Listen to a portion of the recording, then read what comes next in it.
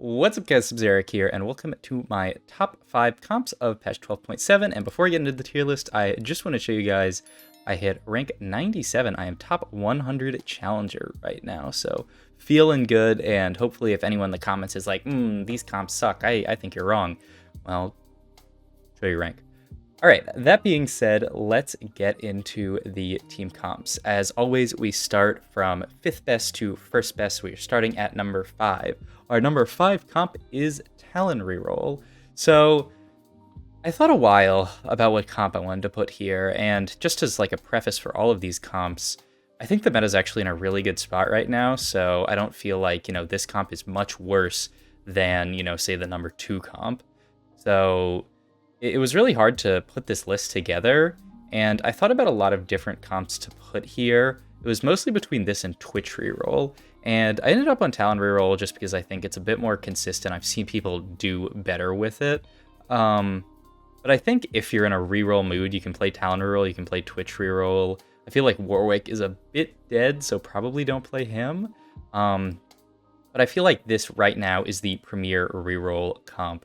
And spoilers for the rest of the list, it's the only reroll comp on the list. So we're definitely in a not super heavy reroll meta, but if you end up in a spot where you natural and early Talon 2 that's Debonair, I would definitely think about playing Talon Reroll if you have good items. If you see your augments and you have an early Smoke Bomb and decent items, I would look at playing this comp.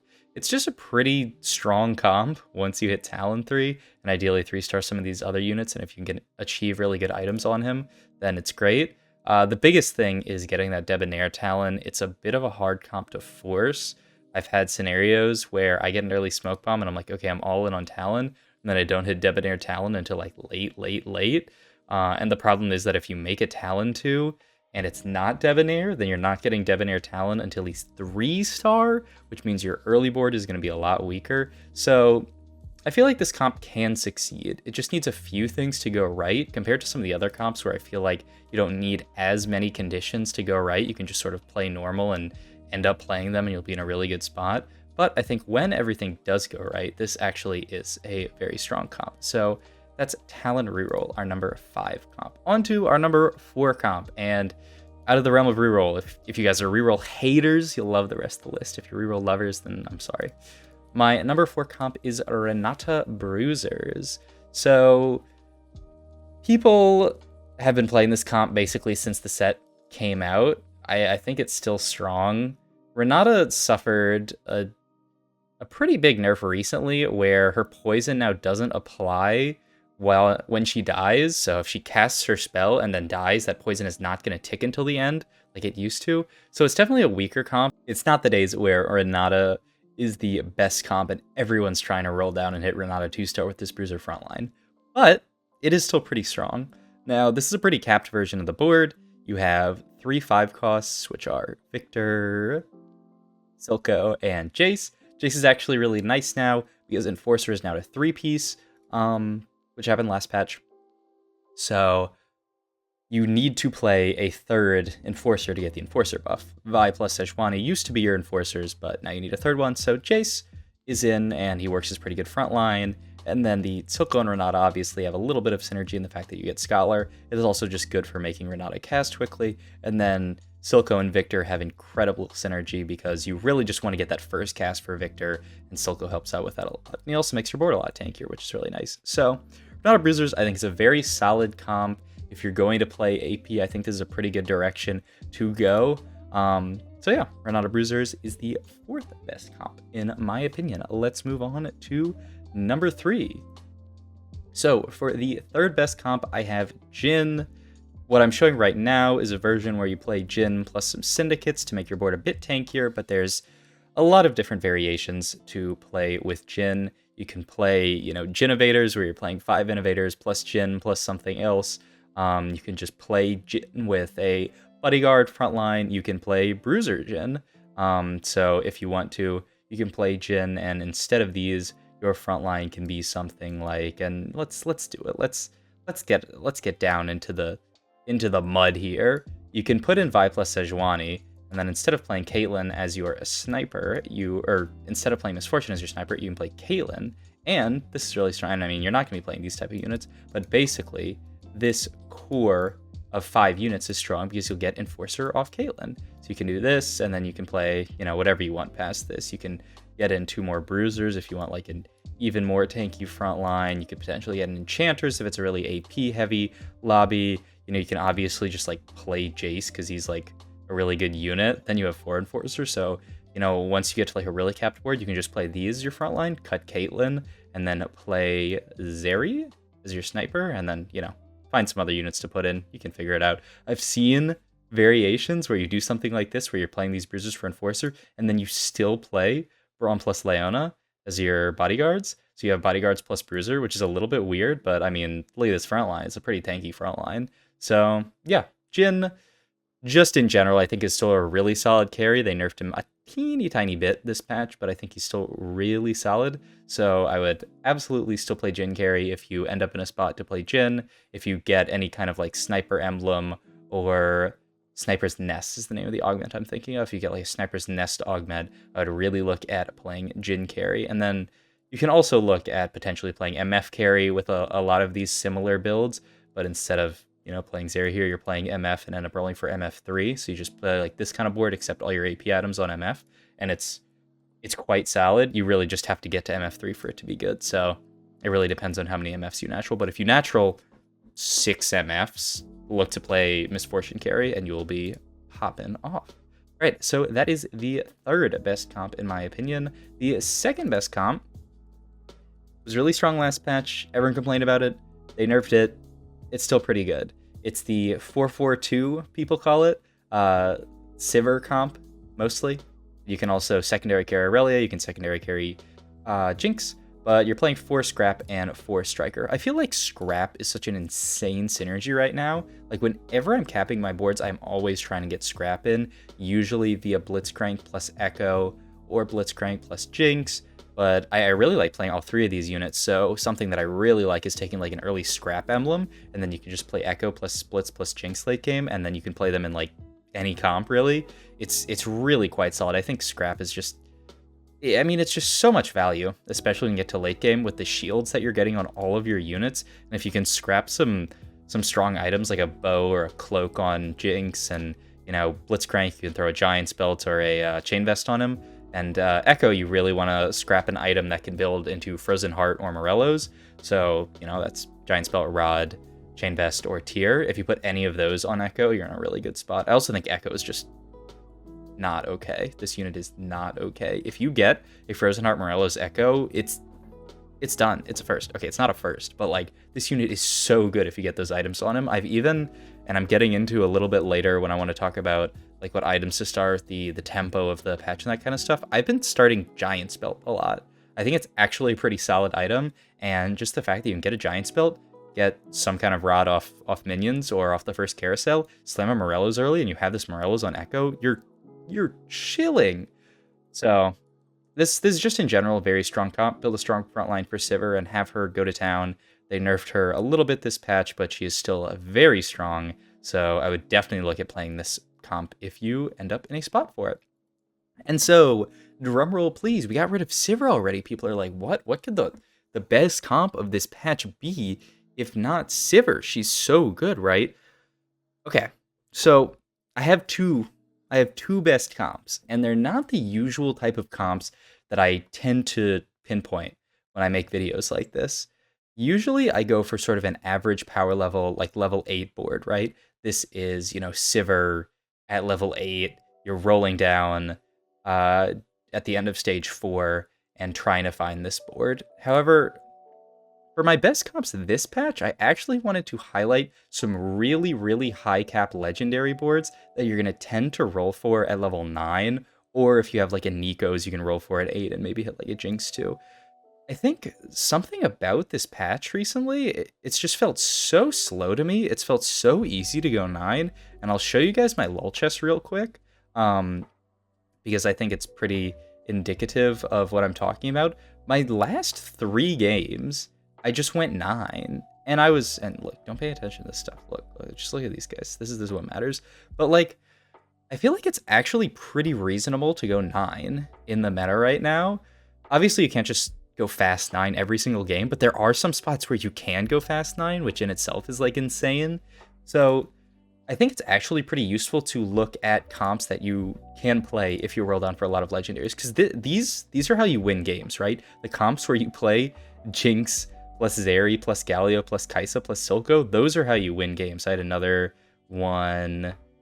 I'm going to dig through my match history to show you just because it was so gross. This board, where I got high-end shopping, where I had Victor 2, Victor 2, Tahm Kench 2, Galio 2, Kaisa 2. Like, this is how you get firsts. So I wanted to show you guys some comps that I think are very good at getting firsts, because I feel like when I started playing TFT, I struggled a lot with how to go first, you know? I would do okay in a game, I would roll down a ton, hit a decently strong board, and then, you know, get 4th place, get 3rd place. And I was like, I don't get it. I'm going through all of my games recently and I'm not getting first. What's the deal? You have to play comps like this to get first in most scenarios, unless the comp that you're playing is really OP. So this is a level 9 Jinx board. This is Socialite Jinx. What I want to pinpoint here is that in your level 9 boards, you usually want scrap. It's just so much value when you get to level 9, because you're further in the game, you have more items, you have more units. So I love a Blitzcrank. In so many level 9 comps, I will play this Blitzcrank. It's also, you know, cute. You can pull people's stuff, but usually they'll play around it if you get that late. So Blitzcrank Galio is a pretty good foundation to start your comp on. These two units, I mean, you know, they give you Bodyguard. You have Blitzcrank, who's just a really good scrap user, and then you can get your scrap in after that. So I think this is a really good combination. And then Galio's going to give you Socialite, which can help buff up a carry. If it's really, really late game, Socialite matters a lot, because, you know, if your unit's doing 10,000 damage, a 15% increase on that is a lot compared to if your unit's doing, you know, 4,000 damage. It's a smaller increase because it's a percentage. I mean, it's the same percentage increase, but it's you know, you're getting more, if that makes any sense. So these two units I would say are very good to build around. The next unit I would say that you'd play in most capped boards is Silko. Unit is, I just put him into core champions by double clicking him. This unit's just so good. He makes your board last just incredibly long. And you see in this board, Silko, I mean, there's no Scholar. There's no Scholar on the board. I'm not playing Silko to play Scholar. I'm playing Silko because he's just a good unit, and he's going to make Jinx cast quickly, and he's going to make Victor cast quickly. So this is a pretty easy board. You're playing these two units to have a front line. You're playing Jinx as your carry. Silko buffs them up. Victor is like a secondary carry that you can play here, but you could also cut Victor for infinite things. And then you play 2 other Socialite units. So you're going to have a super buffed Jinx. Something that you can get in later, you can throw in a Lucian just for Twin Shot, because Twin Shot 1 is actually a pretty big increase in damage, right? 40% chance to double attack. The sad part is Jinx only casts once, so she's not going to, you know, double cast. She's not going to double cast her ultimate, but double casting auto attacks is, or, you know, double attacking auto attacks is pretty good. So Lucian's something that you could look to add here, because this is actually only 8. I mean, it's only 7 units. These are only 7, so this would be your 8th unit, because you're getting -1 slot from Galio if you go 9. So this is one variation of a level 9 comp that I think looks really good. Here's another variation. This is Kaisa carry. You could throw Echo on the spotlight there if you want. And this is also level 9, or this is also level 8, but you'll probably be rolling for this at level 9. So this is 3 Mutant Kaisa, where you're once again playing the Galio, once again playing the Silko, and then you're getting Scrappin with Echo, which is also giving you Assassin with Kha'Zix. And then you can play Kassadin here. They give you Scholar. It's a little bit cute here. If you don't want to play Kassadin, or you can't find one, then you can play your friend Rek'Sai, and because you're 9, you can look to get in like a Tahm Kench and get the Bruiser in there. So there's multiple different things you can do here. I think Kaisa's a very strong late game carry as well. The biggest thing is just, if you're in a spot where you can go 9, just go 9 and then roll. And if you hit a Kaisa 2, a Victor 2, a Jinx 2, Zeri 2 even, just build a board around them. Just play 5-cost 2-star units. People call it like the Piba board, because I don't know, it's too old for my blood, but I've played with Piba before, and I think he was notable for playing these kind of late game comps. Just play a bunch of 5-costs. Just put them on the Jace 2. All right, throw in a Jace 2 here instead of this trash. You know, I hit Jace 2. I'll play Jace 2. You know, Victor 2? Okay, we'll play Victor 2. You know, why not? Just get that in there. You know, if Mutant's bad, okay, who needs Kha'Zix? Who needs this? You just play Victor 2 and play freaking Tahm Kench 2, and you're chilling. You're actually chilling. Just play all of the 5 costs like you saw in some of my other comps on my lol chess. I think the meta is in a place where you can actually play a board kind of like this. Yeah, this is only 8 units. I'm not like trolling you guys. But the biggest thing, get scrap in and then find some kind of carry. And it has to be one that works with your items, right? If you have Morello, Gunblade, plus Giant Slayer, then it's kind of hard to play Jinx. But I mean, honestly, Jinx holds Giant Slayer. Throw some other stuff on her. You can make it work. So yeah, these are my top comps. I'm not gonna call it a cop. I'm not gonna call it a cop out. I think like if you look at my match history, the number of firsts I have that are a result of playing this comp, like I have 7 firsts out of my last 20. Like it is very achievable to get to these boards, and I'm playing in challenger lobbies who are with players who are actually building boards. If you're like silver, gold, platinum, diamond, you can get to these boards most games because people are not playing strong boards. So I'll use that to segue into my discussion of how I feel about the tempo of the patch. It's pretty obvious from what I've just said here that I feel like it's pretty slow. I mean, if you look at most of these comps, they're comps that spike late. You know, people are looking for their Sivers, their Jins, their Renatas. You know, it's not like there's a player every game who's playing Talon Reroll and spiking at 3-2 and dealing infinite damage. So thing number 1 is I don't think people are playing that strong boards right now. Thing number 2, I think you can stabilize so hard on boards that like are incredibly cheap to play. So I wanted to bring up my own, this is Meta TFT, and it actually shows you like what board you played at every stage. It's actually really cool. This is a game where I went first. This is a game where I capped out my comp playing mutants, five mutants, right? 1, 2, 3, 4, 5. Yes, I was playing 5 mutants. I believe this was a game where it was a Dark Star mutant where when your units die, your other units get bigger. So this is a game where I went 9, capped out my board with Tahm Kench 2, Silko 2, Kaisa 2, random Jinx 2, because why not, and sadly only Galio 1, and then throw some mutants in there, get 5 mutants, and you're chilling.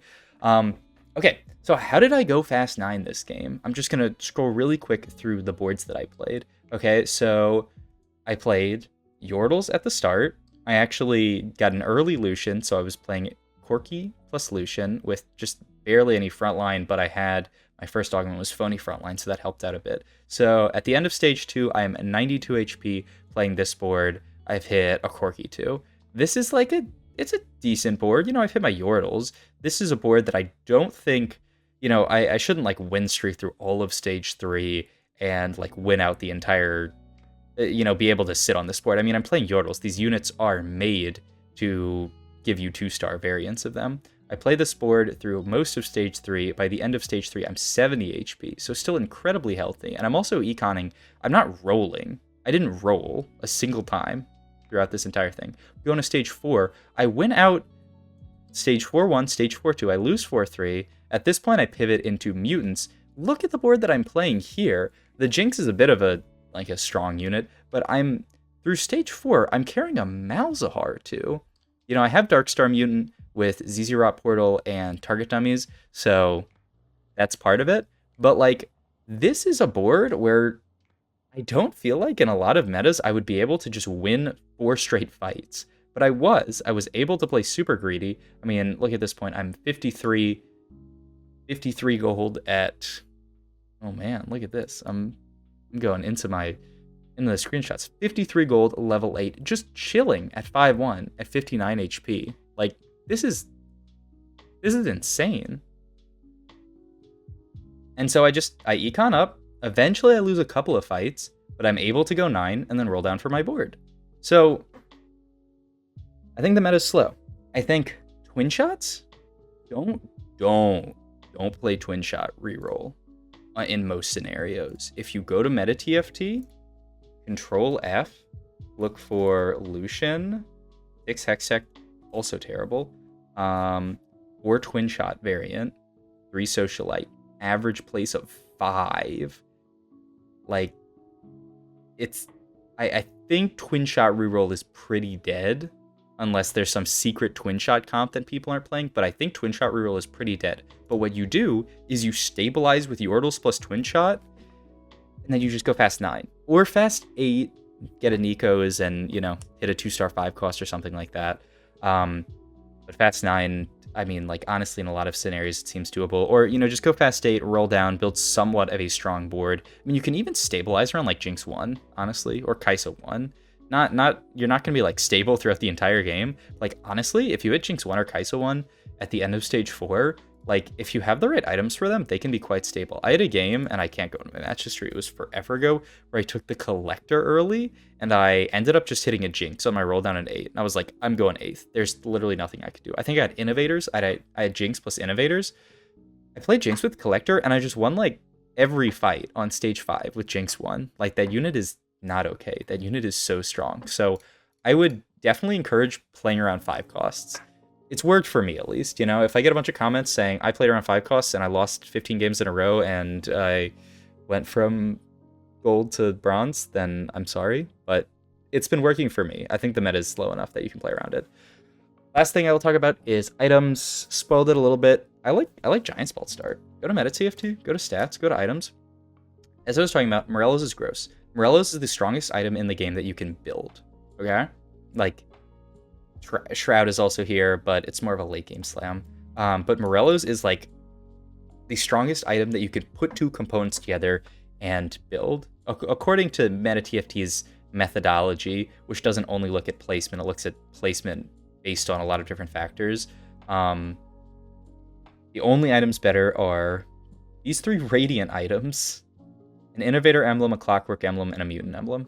Everything else is worse than Morelos. So start Giant Spell, you can slam Morelos. What else can I slam? I don't want to only slam Morelos. Look at some of these other fantastic items that you can slam. Zeke's Herald, this is a great slam. This is going to stabilize you so hard early. Zephyr, probably don't slam this. Probably don't slam this item. Banshee's Claw I've actually slammed early. It's a little bit tough because it does not provide you a lot of damage. So I wouldn't say it's the best slam, but it's totally slammable. I mean, if we keep going down, Sunfire is still a really completely fine slam. Redemption, like, what item am I not happy building out of Giant Spell? Early game, it's Zephyr, and aside from that, I would build literally everything. Like, ZZ Rot is still fine. I'm not like super happy building it. It's probably one of the worst ones, but like anything else, even like a Warmog's Armor, if you get like a 2-star 1 cost, like a 2-star Camille, 2-star Darius, slam a Warmog's on him, that unit is not dying. So I really like a Giant Spell start. If you are not interested in starting Giant Spell, that's a little bit too weird for you, I'm totally happy slamming a sword here. Jhin is a comp where 2 swords work really well, and I don't love Glove start. Glove, if it built into really strong early game items, I would love, right? Because every AD carry wants IE Last Whisper, right? Jhin loves an IE Last Whisper. If you go to Sivir, I mean, it's going to pop up. She loves IE Last Whisper. Like, so many units love the IE plus Last Whisper combination. The problem is that glove items aren't very strong early game because of the way that glove works. It's a crit item, right? Crit augments the damage that you already have. You need to have damage for crit to be really good, right? An IE on a Jinx 2-star that's doing hecka damage with her autos is just less than IE on an Ezreal one. So IE, not an insane slam. I do like to start Sword just because I feel like there are just some slightly more slammable items out of Sword. I mean, you can still slam the IE, and Giant Slayer is still good, but things like... I gotta refresh here to see. As I was just talking about, though, Zeke's Herald, I think, is a totally fine slam with Sword. Edge of Night is also a great slam. There's something to be cautioned here. Don't get baited slamming Edge of Night. It is actually bad on some units that, like, it's fine. Like, if you end up with an Edge of Night Jhin, it's okay. But you see Edge of Night, one of the highest win rate slammable items. Like, okay, I'm just gonna build Edge of Night every game. And it's good, right? But if you look at, like, Edge of Night Jhin, like, it's all the way down here in whatever meta TFT calls C tier. Jhin all the way down here, Sivir all the way down here, Draven all the way down here. It is not that great of an item on these 4-cost carries. What it's really good on is Jinx, is Kha'Zix, is Kaisa, Irelia, Zeri, Jace. So don't get baited. If you're slamming Edge of Night, it's not the best item if you're rolling down for a 4-cost carry. If you're rolling down for 5 costs, it's great. But it is still a really solid slam if you try to play that 5-cost strategy like I'm talking about. Zeke's Herald, great slam. Giant Slayer, an okay slam. Obviously, you're not getting the most value out of it because there's not people with 1800 HP early game, but you'll live with it. These items I think are totally fine. Sword also lets you play into AP because you can build Hextech Gunblade, you can build Giant Slayer, you can build Spear of Shojin. So I like Sword. Sword's probably my second favorite start after Giant Spell. I've been going back and forth between them, but I think either one's totally fine. That being said, I think the game is in a really, really balanced spot right now. I don't think there's one comp that's super dominating. I think there's just you can play so many different comps based on the augments you get, the units you get, all that kind of stuff. So yeah, that's about it. I don't want to keep this video going because it's already super long. I just had a ton of stuff I wanted to talk about on this patch. But yeah, I hope you guys enjoyed this video. If you do, please like the video, comment down below any thoughts you have on it, and subscribe to my YouTube channel, and also check out my Twitch down below where I stream. I've been sick the past really week and a half. It's kind of sucked, but I am at the end of it, so I am feeling good and ready to stream more. And I mean, I just look at my rank. You just look at my rank, and you're telling maybe the sickness was good, and maybe pop off at League of Legends. But yeah, thanks everybody for watching, and I will see you guys next time. Bye.